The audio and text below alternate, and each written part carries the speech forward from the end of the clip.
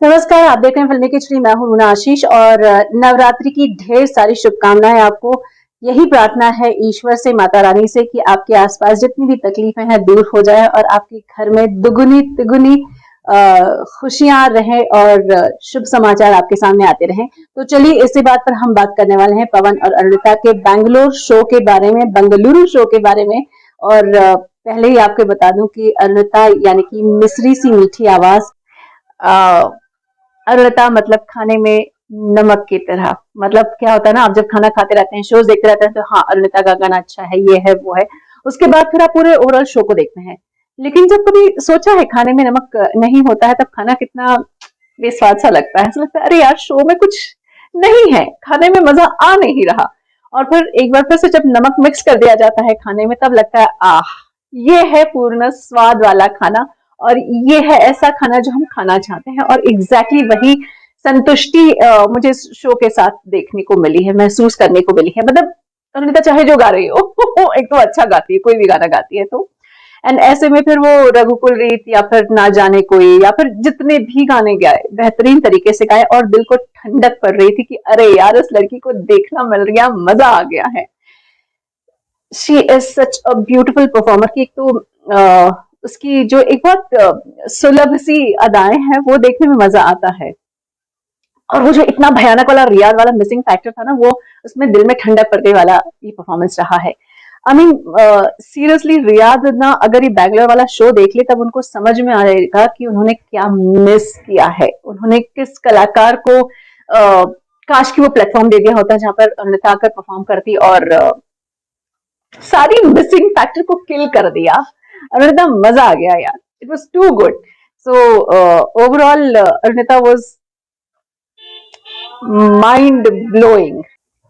अब ऐसे में मैंने एक जब लाइव में आपके साथ जुड़ी थी तब एक चीज पढ़ी थी, किसी ने लिखा था कि पवन के बस 440 वोल्ट का झटका, एग्जैक्टली इलेक्ट्रीफाइंग परफॉर्मेंस जिसे कहा जाता है वो यही होता है।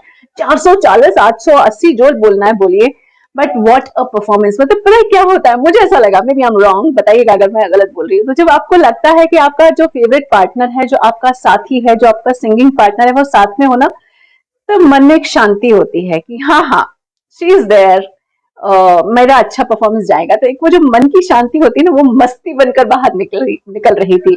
मुझे नहीं मालूम अगर ये पवन सोच भी रहे थे या नहीं रहे थे, मुझे ऐसा लग रहा था कि Pawan was somehow super duper happy कि शी इज देयर।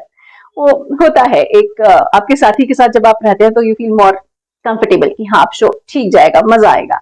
एंड फिर उसके बाद जो परफॉर्मेंसेस के तो कोई तोड़ ही नहीं है पवन का।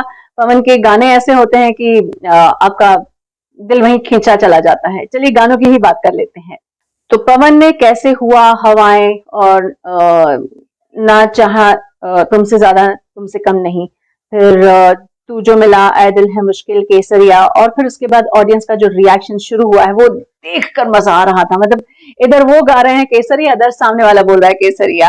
और उसके आगे की लाइन फिर वहां पर कई बार वंस मोर की आवाज आ जाती है केसरिया के लिए, फिर वहीं कलंक के लिए भी और मितवा के लिए भी सब लोग आके उनको चेयरअप कर रहे थे। And that was beautiful, beauty of the show कि इतना इन्वॉल्व हो रहे थे पवन के साथ गाने में कि जो गए होंगे ना शो सुन के, वो मेरे हिसाब से उनकी बॉडी में पूरा वाइब्रेशन चल रहा होगा क्योंकि वो इतना एंजॉय कर रहे थे। और यही पवन कनेक्ट करने का काम जो करता है ना, इसी को कनेक्ट करना कहते हैं कि आप सुन के उनकी आवाज में ना आपको ऐसे वाइब्रेट होने लग जाते हैं, वो वैसी आवाज है पवन की। And then one more beautiful moment which I found, that was when a small little girl was giving him a smile, a beautiful flying kiss, and पवन भी उसी तरह से रिस्पॉन्ड कर रहे थे। I think that is beautiful.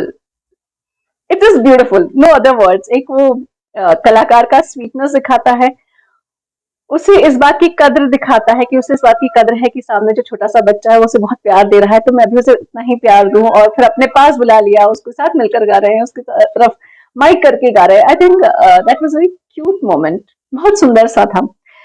फिर मुझे जो सबसे बड़ा भयानक वाला हाई पॉइंट लगा था, मतलब ये सारे हाई पॉइंट्स ही है, पवन का परफॉर्मेंस हाई पॉइंट पे ही होता है, लेकिन जो कोरा कागज जब उन्होंने गाया ना, हाय दिल में ठंडक पड़ गई। आई मीन ऐसा किशोर कुमार को गाना और उसके पहले का जो हमिंग गाना है, आई वाज लाइक मेरे कान सुनने को, मुझे एक्सपेक्टेशंस नहीं थी कि मुझे ये वाला गाना सुनना मिलेगा किशोर कुमार साहब का। एंड काश कि मैं किशोर जी से अगर बात कर पाती तो बोलती कि इस पर स्पेशल आशीर्वाद बरसा दीजिए।